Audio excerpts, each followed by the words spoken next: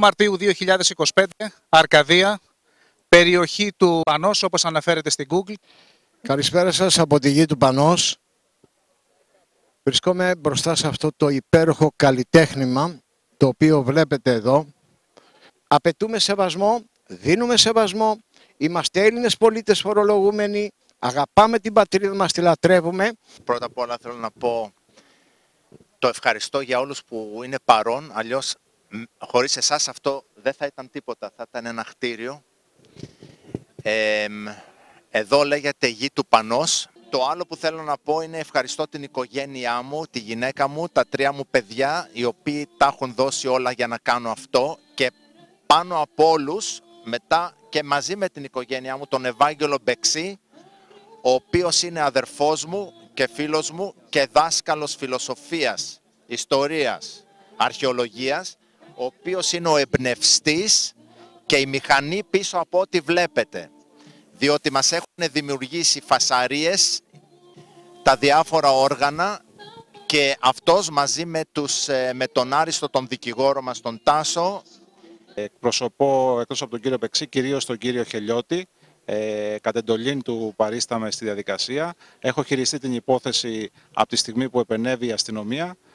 Αυτό το οποίο έχει συμβεί είναι μια σφράγιση του χώρου αυτού, ο οποίος είναι νόμιμα αδειοδοτημένος ως αποθήκη. Γίνονται οι διαδικασίες αυτές, οι οποίες να μετατραπεί, να γίνει αλλαγή χρήσης και να γίνει αυτό που πρέπει να γίνει για να εξυπηρετεί τις ανάγκες των ανθρώπων οι οποίοι έχουν έρθει σήμερα εδώ. Στο στάδιο αυτό η αστυνομία προσήλθε κατ' εντολή του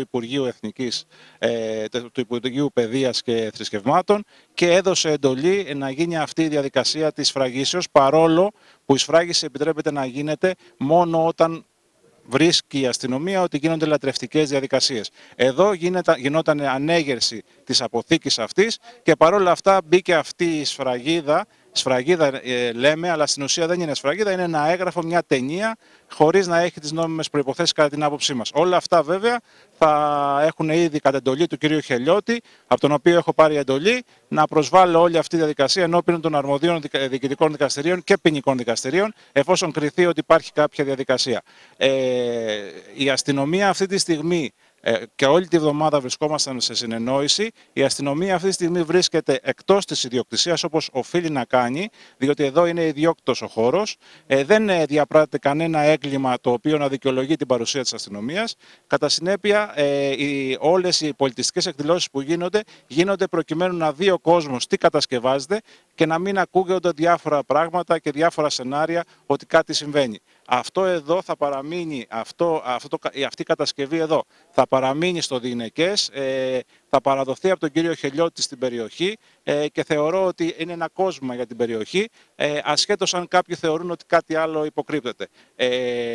Δεν θα συνεχίσω να πω περισσότερα, διότι είμαστε στη διαδικασία αυτή τη στιγμή που θα προσβάλλουμε όλες αυτές τις διαδικασίες. Και φυσικά με τον Καλλικράτη, τον άριστο δημιουργό, μαζί με τον Γιώργο, τον γιο του, έχουμε δημιουργήσει αυτό που βλέπετε και τους ήχους που ακούτε και την ομορφιά που έχει. Είναι συγκλονιστικό και με έχει πιάσει ανατριχύλα με όλο τον κόσμο που είναι εδώ. Θέλω να σας ευχαριστήσω όλους.